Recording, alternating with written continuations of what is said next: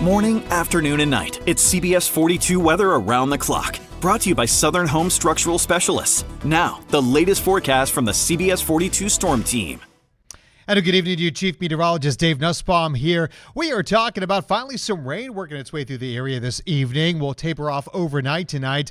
Maybe a couple of showers the next couple of days, but not a lot of rain out there. The heat, it's still in place. Lower to middle 90s expected, and the drought condition continues as we are looking at maybe some low fire danger threats popping up with not much rain across the area. You'll see the forecast throughout the evening. Low chance for rain tapering off overnight to a few clouds. We'll get down to the mid and upper 60s for much of the area. You can see around the area, lower to middle 60s here over the east, 67 Birmingham, Alabaster, Tuscaloosa, maybe as cool as 62 up in Double Springs, but more heat tomorrow, lower to middle 90s for much of the area, but we are going to be dealing with that chance of rain right around 20% for much of the region. Not looking too bad for us here. A few spots maybe to the north, a little higher there, so pack the umbrella once again in case you come underneath one of those showers. As you'll see, most of that rain this evening tapers off here by 11 o'clock. Overnight tonight, some clouds, maybe a stray shower, but most of us pretty dry. As we head throughout Thursday, beginning around midday, you'll see a little rain. Most of this along and south of I-20. That'll push to the south during the day. The areas north of I-20, really dry weather out there.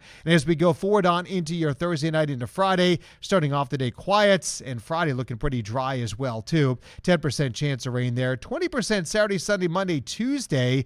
Not a lot of rain, but some for a few of you. And then a better chance of rain Wednesday as the weather pattern starts to change. And that's when the bulk of these rain totals, around a quarter of an inch, will come into play late during the 7-day period there. Going to watch this area low pressure kind of working its way from the upper plain states. Potentially could go on in towards Chicago and the Great Lakes, or it could dive down to the south, depending which model you're looking at. But if it does take this track, it would drop suddenly flow here, bringing us a little rain.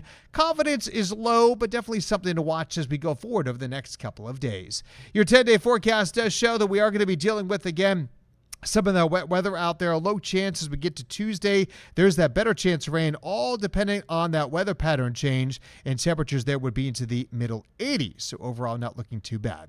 And that's a look at your weather around the clock.